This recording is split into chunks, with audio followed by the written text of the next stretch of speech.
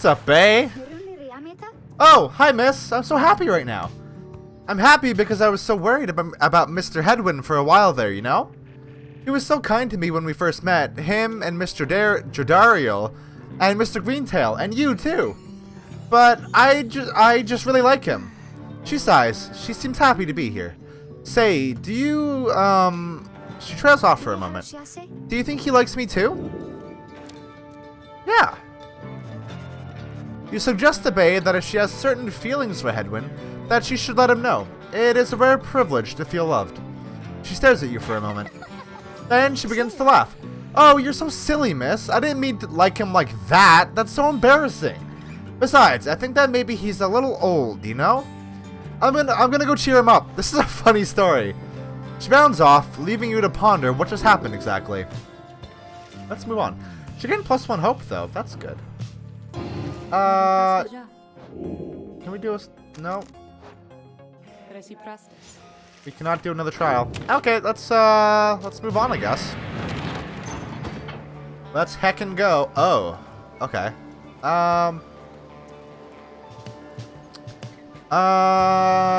Let's go here.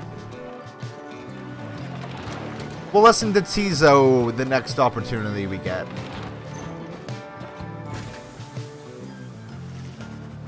The remnants of a shattered fleet do little to raise the confidence of your companions, given that the massive deathless tempest rages to the north, not far from your position. We ought to be more concerned with that storm than in finding trinkets, Greentail. Oh, relax already, Jody, and let me do my job. I don't show up when you're out there keeping watch and start telling you to come off it now, do I? You interrupt me in the middle of my work no fewer than 4 times per day. They go on like this for some time before returning to you. Investigating the wreckage is going to take time, but you may find something to show for it. Yeah, why not? You suggest it may well be worthwhile to continue searching through the wreckage, after having come this far. Ruki grins wide. Knew you'd see it my way, sister. Now let's see what we can get. After an exhaustive search... sorry, sister. I think I was just chasing the refraction of the sun or something. There's nothing down here. Jodariel fumes at all of this, but says nothing. Ugh. That sucks. Oh no, we lost that hope that we got for her, for like that conversation we had with her. That sucks. You and your companions look upon the deathless tempest. The stars demand you sail beyond it, yet the very thought is beyond reason. Then something in the nearby water stirs, and from it springs something familiar. Oh hey, Gilman. Hold, good ladies and good sirs. This knight beseeches you to hear him, if you please. What is it now, worm? The rites are ended. We have no further need of you. Oh, but you do. And in turn, this knight has further need of you, good lady. Out with it, then. Let us be joined. Let this knight join you, please. Can you believe this, Hedwin? Not really, no. Nay, look ye not so surprised. Your valor in the rites did stir this poor knight's soul. He swears to you upon his long-lost honor as a would-be knight-errant of the Sea Dominion, that he shall serve you to the end. What about your other worm friends back there, the Pyre hearts? They are base cowards! This knight can no longer abide such spineless characters, having witnessed true glory in our clash upon the hulk of Horus. Never before have we been trounced so thoroughly. And furthermore, this knight shall aid your passage through the deathless tempest. Is it not so that you seek passage to the north? With this knight's aid, you shall achieve your wish. Sir Gilman continues to persuade you for quite some time.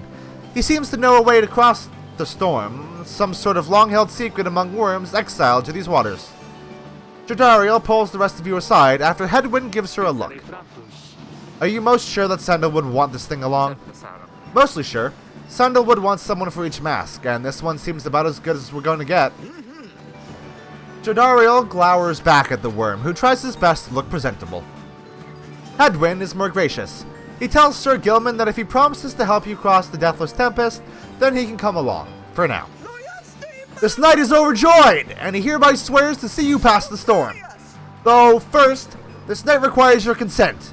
Give unto this knight your blessings, in the name of the Nightwings, and thus shall he go forth.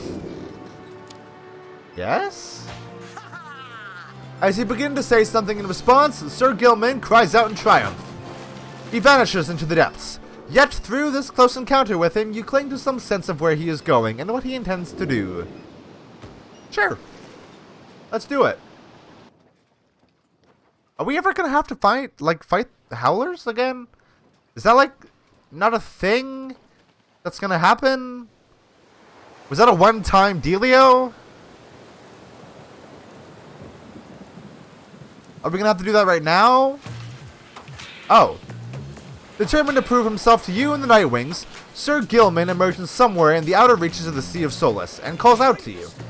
Master Reader, if you can hear this knight, then, he implores you now, lend him your guidance. This knight's objective ought to be not far east of here. Today we shall bring peace to the embroiled sea. Know, however, that among this knight's brethren, the actions we are about to take are highly forbidden. But they are highly just. Thus, Sir Gilman sets forth to quell the storm that rages to the north.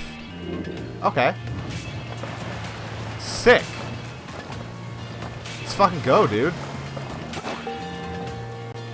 This is like basically a tutorial, huh? Hark! Yonder lie the foul spawn of unfathomed plurns. Plurns? Uh-huh. Boiling the seas with their wrath.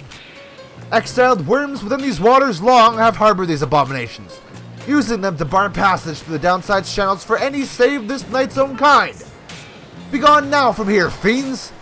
This knight shall finish what the Underking has started. Okay. Why does it go like that? The slash to the end of the trail. I see.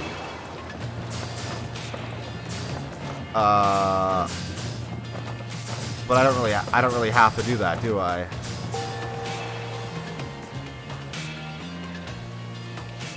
Wait, did that? Uh-oh. Hey, folks, what's up? Hold it right there, you traitorous slug! How dare you turn your back on this knight, to your superior? Superior by rank no longer, for we no longer serve the Commonwealth.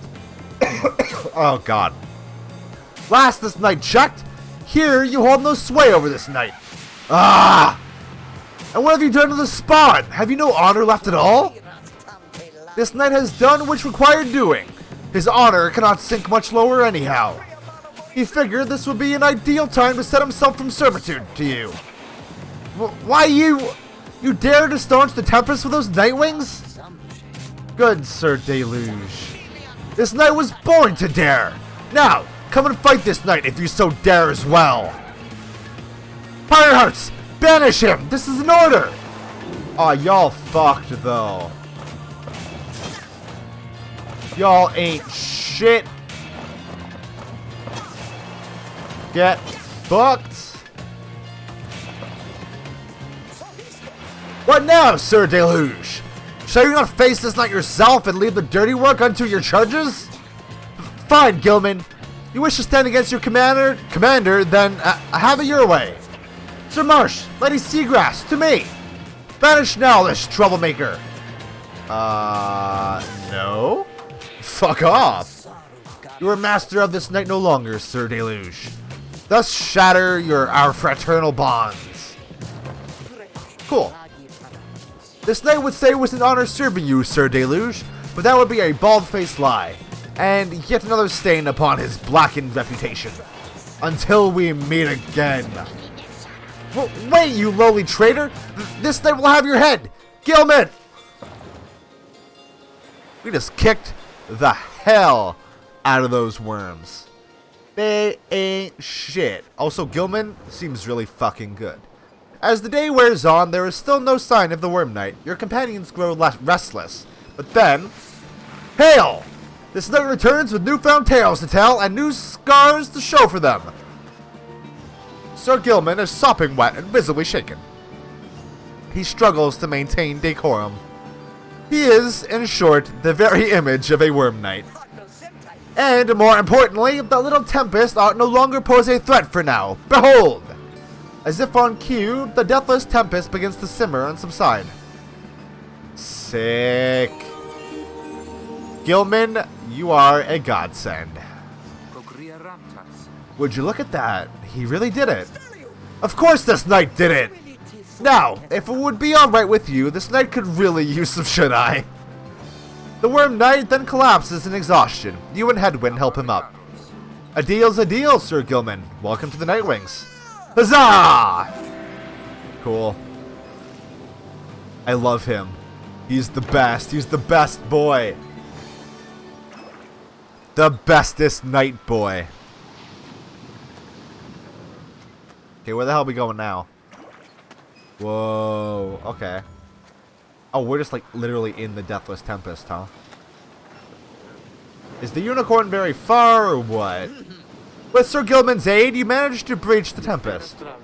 You were true to your word, Worm. I shall give you that. But now what? We're stranded in this cursed storm. A most excellent question, and from one most fair.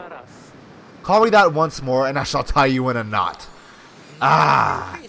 And from one most spirited as well. The knight was wise to side with ye. I feel you, dude. Just, where do we turn from here? Answer the question, now. Sir Gilman does no such thing, although, eventually, he does make note of a specific current that should lead you to the lands beyond. If I may, I can corroborate Sir Gilman's account. We are close to making landfall. Then, let me be the first to say, let's go. Sure. Say, Tariq? Aye, rookie, what is it? That loot you're always carrying around. You know how to play that thing, don't you? Why, I suppose I do. Good, because I was thinking it's a little gloomy here, and we could use a little tune to lighten up the mood, know what I mean? Aye, then, let me see what I can do. Ooh. Whoa. Cool. Musical interlude.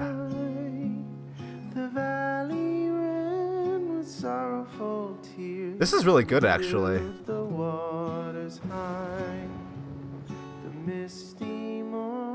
All about this.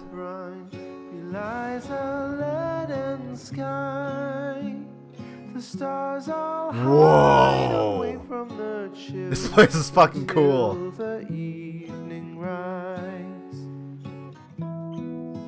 We probably can't, like, sail through the lava, right?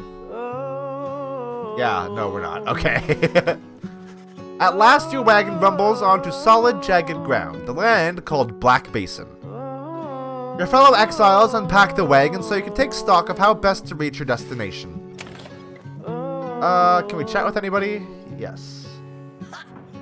Yay! This is gonna... Sir Gilman is killing my voice. You approach Sir Gilman, who must have just finished practicing his fencing maneuvers. He regards you with a single eye. Hail, Master Reader! This knight is determined to train harder, having joined the famous Nightwings. He shall ensure that this triumvirate continues to live up to its most feared reputation. This is such an honor, and this knight has a great deal of honor to regain. Having fled the Pyre Hearts, this knight fully expects now to conduct the rites in a most honorable fashion, to the fullest letter of the law described within the books. Some triumvirates this knight has met, and perchance mentioned by name. They are inclined to bend the rules, a bit, sometimes a lot, and to prevail by any means they can. But this is wrong! The exile who refuses to obey the laws as they were written by the Under King Oras and his 7 friends deserves neither his honor nor his freedom. Thusly does this knight have confidence the Master Reader shall resist any temptations to conduct the rites in any underhanded fashion. Now then, this knight must undergo a thorough cleansing, having trained until the point of foulness. So, please excuse me, Master Reader. Ugh. He slithers off, humming some sort of chivalrous tune. Just killing me. Huh. Okay, survey the surroundings. You find that Headwind has asked for several volunteers to scout the area and report back. Alright everyone, don't go too far and let's meet back by dusk. Please, use caution. The exiles dwelling in these lands are, well, rather territorial. For your part, you remain with the Black Wagon to keep watch. You see occasional dark shapes soaring across the sky, but none of them draw near enough for you to see in any detail. Eventually, your companions make their way back and everyone arrives as planned, or earlier. Hi everyone, I'm back. I have come back. Faye returns from the east with little to report, save for word that the glowing molten rock there is very, very hot. This knight yet lives, although he has little else to report. The newest member of the group, Sir Gilman, returns from a northern pass, visibly shaken. He appears to have discovered an intense sphere of heights. Tiza wonders whether any species of fish lives in the pools or rock nearby. The little imp Tizo seems disappointed to have left the water behind. He remains with you, near to the wagon. There is a western pass that seems traversable. If we travel by the light of dawn, the shadows and the crags may well cover our advance against whomever may be watching. Begging your pardon, I do not wish to contradict your strategy, madam, though in my experience we shall not remain hidden for long during the climb toward the nest of Trieste. The exiles of the high-wing remnants, you may have no love for them inherently, but they have no such qualms with me for now. What? Huh? I may be able to negotiate safe passage. Negotiate? With them? Then Headwind steps in as the lone minstrel bows and backs away. Hey, let's not decide on this just yet. We're not going anywhere right now, that much we can agree on. We'll decide how best to go ahead come morning. For now, let's take the rest of the afternoon and get our bearings. Jodariel glares at the sky as everyone else disperses. I will use well my time. Let's mentor someone. Let us mentor Sir Gilman. This knight shall be your eager protege. You sit down with Sir Gilman to go over some of the subtler aspects of the rites, such as the state of banishment and how to return from it. You sense he's beginning to understand. Sick. Okay. Huzzah! Great wisdom clouds over this knight's entire consciousness. I love him so much. Yes. Very good. This knight has little fear of banishment, should his self-sacrifice help clear a path for his compatriots. Sir Gilman is a very good boy. Okay.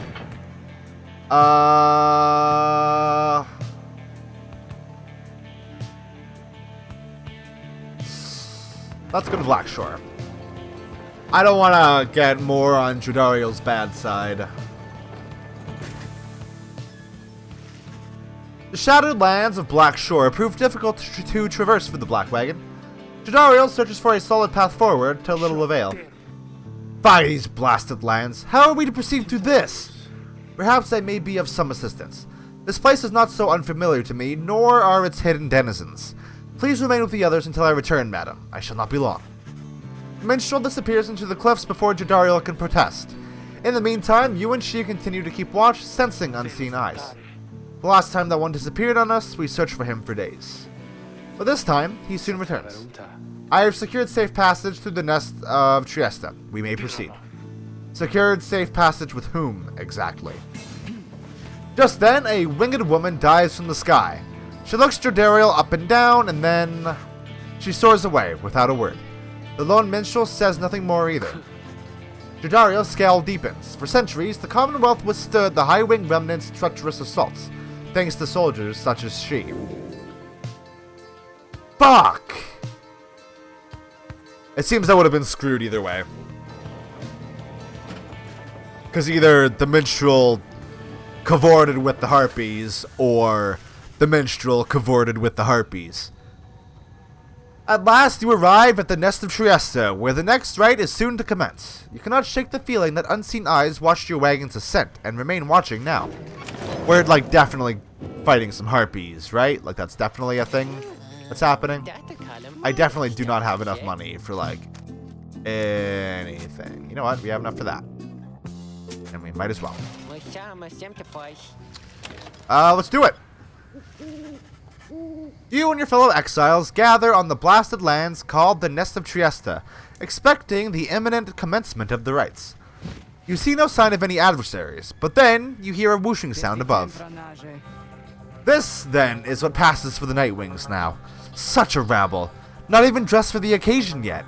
It seems the scribes have little pride in their tradition. Hold your tongue, little bird. We have not come for talk. No, you have come on behalf of your commonwealth. Mark well my words, you horned filth. When at last we free ourselves, your home shall burn. With that, the harp swoops off as Jodariel glowers after her. It is only then that you realize another harp has come. She is quite serious, I assure you. I can help you sort her out. It's in our mutual interest. You know not of my interest. Let's give this another shot. Hi, my name's Pamitha Thane. Okay. The surly one back there, that was my blood sister. No need to judge her harshly, though. We've only met just now, though I must say, something about you reminds me of her. How dare you implicate that I have anything in common with your ilk? Just then, Hedwyn shows up to intervene. He whispers something to Jodariel. No, Hedwyn, you cannot be serious. Jody, I'm asking you to trust me on this one. Am I perhaps interrupting something? Say, by the by, however did you make it all this way across the sea? Didn't see you fly in. Trust is something I am loath to give away, Hedwyn. But you have set our course thus far, and I have followed, so do as you must. That Sandalwood had better have an explanation for all this. Jodariel storms off as Hedwyn turns to you. What's your take on this one, my friend? Our informant wants someone for each mask. I hadn't expected we'd run into a harp, yet here she is. What are you getting from her?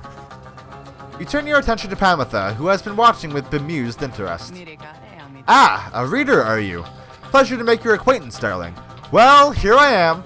Gaze intently all you like and tell your comrade there the truth of it, why don't you? You sense that she is conflicted about something, though you do not know what. You also sense, however, that her motives here and now are earnest. She seems alright. I mean, I just really like her design and want her on the fucking team. You tell Hedwyn that you think the group should take its chances with Pamitha and take her at her word. My thoughts as well. I think and hope Jodariel will come around. He then turns to Pamitha. I'm Hedwyn. We'll accept your offer on 2 conditions, if you'll hear me out. Conditions? Why, sure, I love a good condition or 2.